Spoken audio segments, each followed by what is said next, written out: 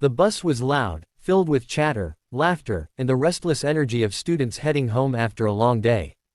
But in the very back, a girl sat quietly, her head slightly bowed, hands clutching her worn backpack as though it were her shield against the world.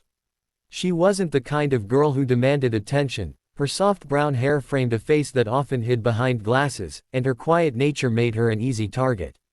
Today, unfortunately, the bullies on that bus were hungry for entertainment, and they had chosen her. At first, it was whispers. The kind that sting more than shouts because everyone around can hear them, but no one dares to intervene. They mocked her clothes, her silence, her glasses. The girl's throat tightened, but she refused to look up. She had learned that reacting often made things worse. But then, one of the boys, taller, meaner, and crueler than the rest, stood up and moved toward her. The smirk on his face was the kind that sent a chill down her spine. Without warning, his hand shot out and grabbed her neck, squeezing just enough to frighten her while his friends laughed. Her body froze, her backpack falling to the floor with a soft thud. What they didn't know, what they couldn't possibly imagine, was that just a few rows ahead, a man sat watching. He wore plain clothes, blending in with the crowd, but his eyes were sharp and unblinking. This wasn't just any father. This was her father, an elite SWAT officer who had stared down armed criminals, protected hostages, and walked through gunfire. And now, he was watching the one thing he feared most, someone hurting his little girl. The air shifted in an instant. He didn't leap to his feet right away. Instead, he stood slowly, every move controlled, precise. The bullies barely noticed until his shadow fell over them. The laughter stopped. The boy's grip loosened, his hand trembling as he pulled back, suddenly realizing that this man, this towering, stone-faced presence, wasn't just another passenger. The father's voice was calm, almost too calm, but it carried the weight of years of command. "Get your hands off my daughter." The silence on the bus was deafening. No one moved, no one spoke. Even the bus engine seemed to fade into the background. The boy stammered, trying to laugh it off, but his voice cracked.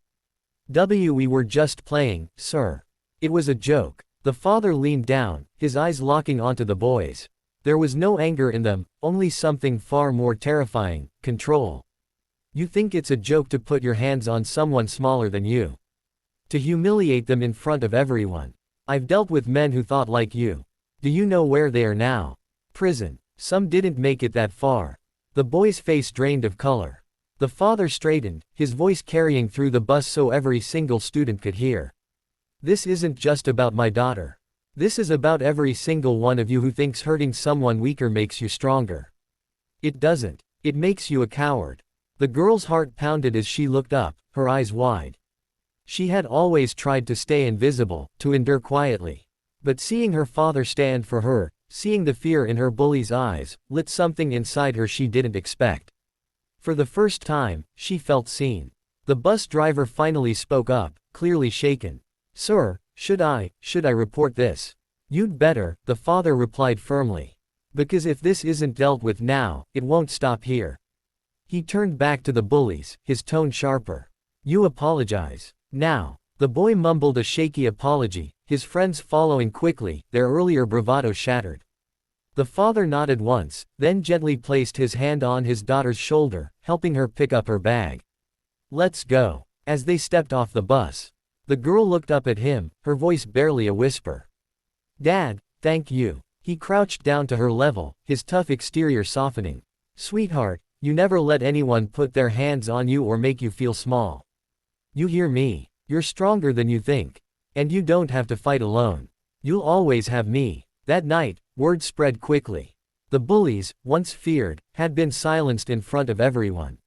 Students who had stayed quiet before found courage in the way the father had spoken. The girl wasn't invisible anymore, she had become a symbol of quiet strength, backed by a man who had seen the darkest sides of humanity but still believed in protecting what was good. Weeks later, she walked onto the bus again, but this time it felt different. She wasn't hunched over, clutching her backpack like armor. She walked taller, her father's words echoing inside her. The bullies avoided her, their smirks gone, and for the first time in a long time, she felt safe. And here's where this story leaves you, watching, feeling the weight of it. Because maybe you've seen bullying. Maybe you've lived it. Or maybe you've looked away, thinking it wasn't your fight. But this story is a reminder, it's always your fight. Courage isn't always loud. Sometimes it's the quiet strength of standing up, or the fierce love of a parent who refuses to let injustice go unanswered. If this story touched your heart, if it reminded you that kindness and courage matter, then don't just let it end here. Hit that like button, share this story so others remember to stand up, and subscribe to the channel for more stories that bring light into the dark. Because together, we can make sure no quiet voice goes unheard.